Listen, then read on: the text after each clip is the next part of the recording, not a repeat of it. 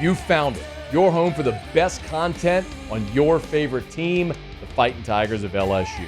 Do us a favor, subscribe to the channel, leave your comments below, and be sure to smash that like button.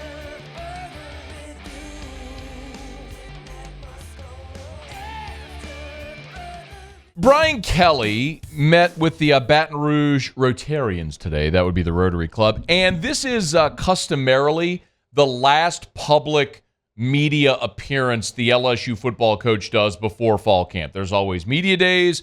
Week after media days is Rotary. And then the next week, LSU reports for fall camp and opens up practice. So this is a time where over the years we've seen a lot of coach speak. Some funny one-offs. Remember the year when Snoop Dogg was at the Rotary Club with Les Miles? That's the thing that happened to IRL.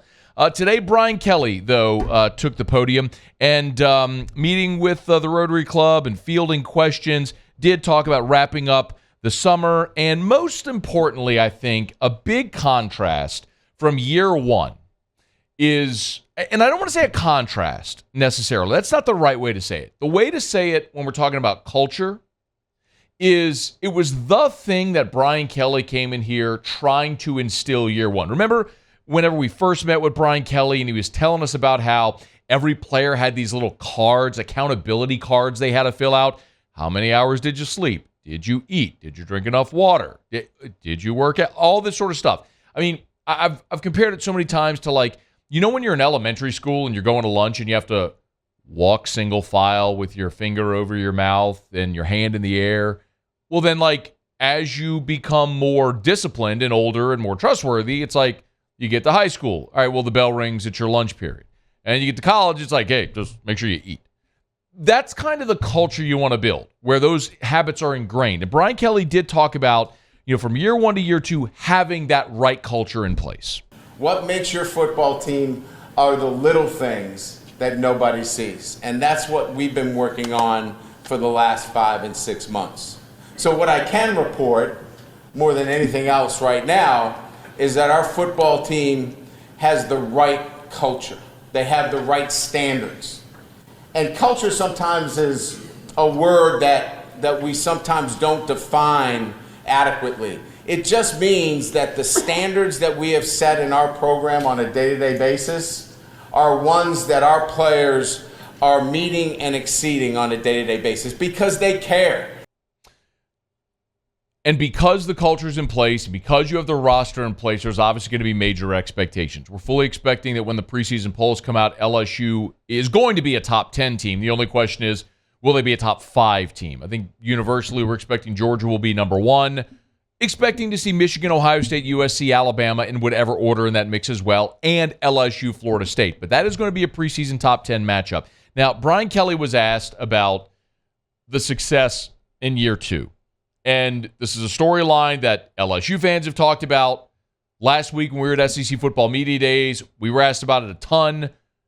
Kim Mulkey, year 2, wins a national championship. Jay Johnson, year 2, wins a national championship. Well, now Brian Kelly, after winning the SEC West in year 1, having a preseason top 10 team and one that has this expectation, is not shying away from that expectation. As the season unfolds, obviously some great home games. Going on the road, we'll have, again, in the SEC, it's a great challenge. But again, as I said at the outset, I recognize the bar here is about elite. There's been great success in year 2. We hope to continue to carry that in year 2 as well. So that is, I was doing an interview today in Birmingham on the Jocks Roundtable.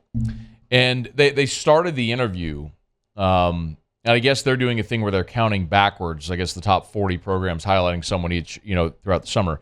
And as I started, kind of came on cold, they were asking me if LSU, picked to be 5th sounded about right, higher or lower.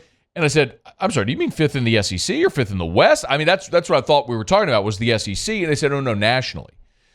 And what that tells me is this conversation that we're all having and have been having for several months now about LSU, this isn't something that's fabricated among purple and gold sunshine pumpers. Like, every fan wants to believe their team can have the best season possible, whatever that means. Like, we talked about it at Media Days, how there's South Carolina people who are thinking this could be the year they break through and get back to Atlanta. There's Arkansas people who think that because KJ Jefferson's back, this could be a 10-win season for the Hawks. That's not realistic.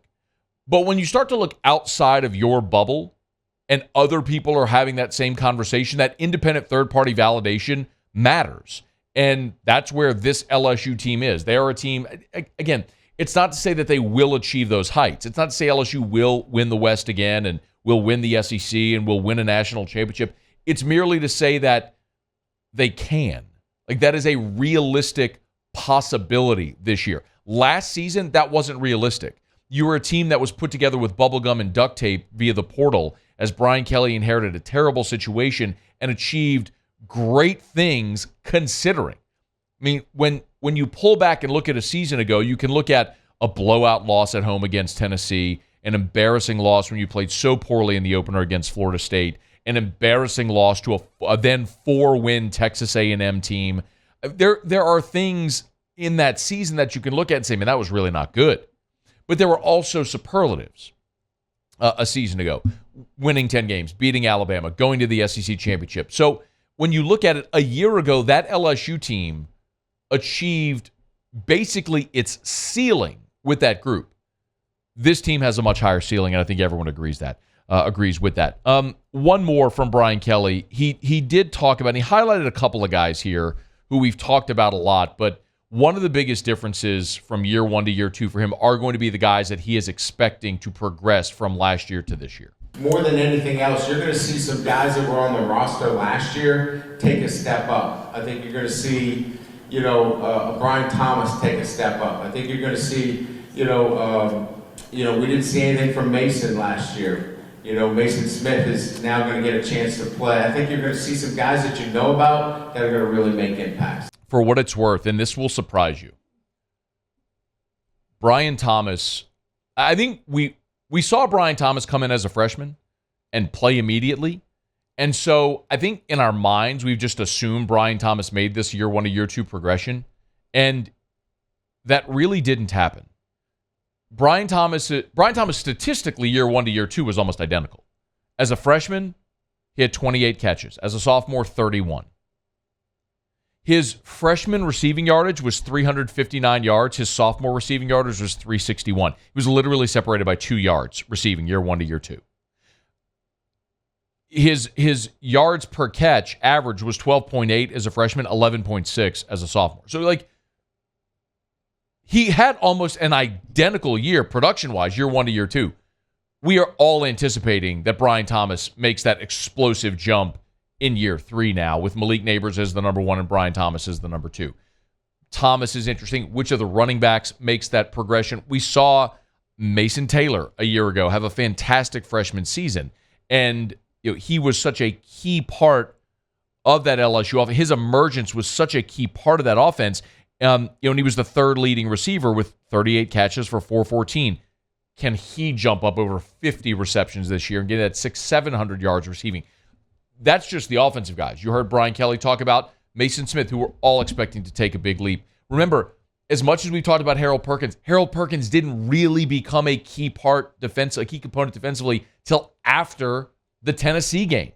So, yes, I completely agree with him. The guys whose names we know who are poised to take that massive step from year one under Brian Kelly to year two could be the thing that sways LSU toward the upper echelon and into that national championship conversation. So Brian Kelly, again, met with the Rotary Club. We'll let you hear plenty more a bit later in the show, but and as we move throughout. But it was great energy, and really it was just a table setter for fall camp, which the Tigers will report next week and get practice underway as they begin year two of Brian Kelly, a year with tremendous expectation.